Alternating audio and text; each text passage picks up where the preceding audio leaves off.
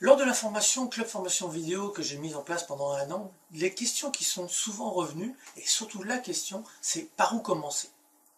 Alors, je pense que ce n'est pas la bonne question. On est tous différents et on ne peut pas commencer tous de la même façon. C'est surtout par quoi je suis attiré et dans quoi je me ressens et je me sens le mieux.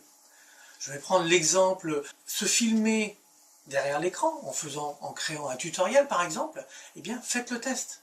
Vous ouvrez un logiciel que vous maîtrisez, Word par exemple, et là vous vous mettez à expliquer comment faire telle action. Vous allez sentir si vous avez envie de faire cela, si vous êtes bien dans cet élément, si vous êtes pédagogue aussi, parce que ce n'est pas donné à tout le monde d'être pédagogue, et donc à partir de ce moment-là, vous allez pouvoir voir si cela vous plaît. Vous allez aussi tester, voir face à la caméra. Est-ce que vous êtes à l'aise face à la caméra? Alors, il faut quand même savoir une chose, c'est effectivement un des gros problèmes que les gens rencontrent, c'est face à la caméra.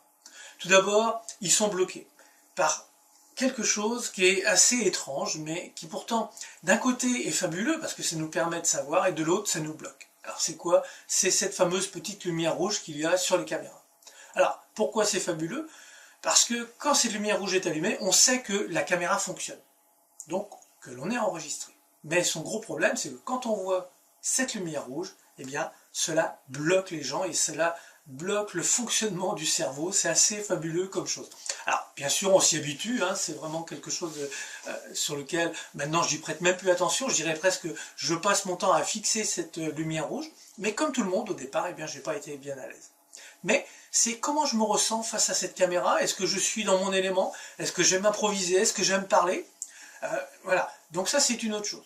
On peut aussi tester à faire des conférences. Aller sur une salle de conférence, il y en a des gratuites, et essayer pour voir ce qu'il en est. Alors là, très souvent, la salle de conférence, ce qui est gênant, c'est que on ne s'entend pas, on n'a pas de retour de ce que l'on dit. On parle, mais on a l'impression de parler dans le vide, alors qu'il y a des gens qui nous écoutent de l'autre côté. Mais ça, c'est toujours pareil, on ne sait pas comment ils réagissent, ou alors ils vont réagir par écrit, mais pas par oral. Donc c'est une chose qu'on n'a pas trop l'habitude. Alors est-ce qu'on se sent bien dans cet élément? Voilà. Et puis il y a une chose surtout qu'il faut bien comprendre, c'est votre voix. L'outil principal que l'on a quand on va faire de la vidéo, eh bien c'est notre voix. Et la voix, très souvent les gens n'aiment pas leur propre voix. Pourquoi? Tout simplement parce que c'est pas celle qu'ils entendent. Quand je m'écoute parler, quand je m'entends à l'intérieur, eh bien c'est pas la même voix que celle que j'entends qui sort de l'ordinateur. Et pourtant, c'est celle que tout le monde entend tous les jours. Que ce soit ma famille, mes amis, ils entendent cette voix, ils aiment cette voix, ils m'aiment, ils m'apprécient. Et pourtant, quand moi j'écoute cette voix, eh bien, je suis pas forcé de l'aimer. Je me dis, ah non, qu'est-ce que c'est que ça? Voilà. Vous voyez le. Donc il faut passer au-dessus de ça. Vous n'aimez pas votre voix parce que vous n'avez pas l'habitude de l'entendre. C'est aussi comme le fait de se faire filmer sur le côté. Je vous parlais tout à l'heure de la lumière rouge. Alors je ne sais pas maintenant sur les studios de télé si c'est toujours la même chose, mais avant, il y avait un point rouge sur chaque caméra. Et quand la lumière s'éteignait sur cette caméra, le présentateur filmait l'autre caméra. J'en ai pas, hein, c'est pour vous montrer. Alors pourquoi il y avait cette lumière rouge qui s'éteignait là et qui s'allumait là et vice-versa? C'est tout simplement parce que les présentateurs, les chanteurs, les politiques et ainsi de suite n'aiment pas se faire filmer de profil. Alors pourquoi on n'aime pas se faire filmer de profil? Tout simplement parce qu'on n'a pas l'habitude de se voir de profil. Quand on se regarde dans une glace, on se voit toujours de face. On n'arrive pas à se voir de côté. Donc, notre cerveau n'est pas habitué à nous voir de côté. Automatiquement, il voit des défauts, ça va pas, il y a toujours des... Le mental, il rentre en... Ah, qu'est-ce que c'est que ça? Je suis plus dans ma zone de confort, qu'est-ce qui se passe? C'est vraiment quelque chose d'assez fabuleux. Donc, il faut s'y habituer. On s'y habitue, voilà. Mais, parfois, on n'est pas fait pour être devant la caméra. Alors après, il y a aussi le fait d'improviser, d'être à l'aise. Moi, je ne parle jamais avec un prompteur. Je suis incapable d'avoir un prompteur. Tout simplement parce que j'ai toujours eu l'habitude de parler aux gens face à eux. Et de lire un texte, j'en suis bien incapable, de par ma dyslexie, bien évidemment, mais aussi parce que je ne suis pas à l'aise, je ne suis pas dans mes pensées, etc., etc. Donc, tout cela, il faut tester, et c'est à partir du moment où vous allez tester, montrer aux autres, parce que si vous testez que pour vous, c'est bien, mais si vous montrez à votre famille, à vos amis, qu'est-ce que tu en penses, etc., c'est là que vous allez avoir des pistes pour savoir par où commencer.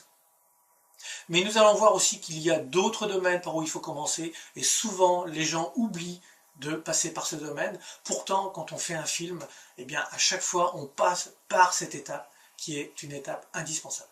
On ne fait pas un film sans avoir un script, un scénario. Eh bien, pour vous, c'est la même chose.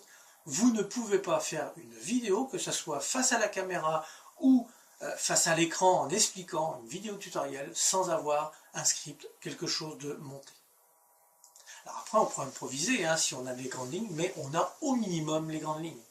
Voilà par où il faut commencer, et c'est ce que nous allons voir dès maintenant. Je vous invite maintenant à cliquer sur le lien qui se trouve en dessous de cette vidéo. Vous allez vous retrouver sur cette page, il vous suffit de compléter le formulaire par votre prénom et votre courriel. Vous aurez ainsi accès à 8 vidéos gratuites, décider du type de vidéo, écrire le script, faire votre storyboard, pour quel mode de diffusion opter. Les 4 dernières, apprenez à filmer votre écran, faites le point sur vos connaissances, créez des vidéos pour des personnes autour de vous, et le scénario d'utilisation d'un outil qui peut rendre service à beaucoup de monde. Il faut savoir que les 2 dernières vidéos sont consacrées à commencer à gagner de l'argent avec vos vidéos. Avant de nous quitter, j'aimerais que vous répondiez à la question suivante. Quel est le problème principal que vous rencontrez actuellement pour créer des vidéos? Qu'est-ce qui vous bloque? Qu'est-ce qui vous empêche d'avancer? Indiquez vos questions dans les commentaires ci-dessous et je me ferai un plaisir d'y répondre. Merci à vous et à très bientôt.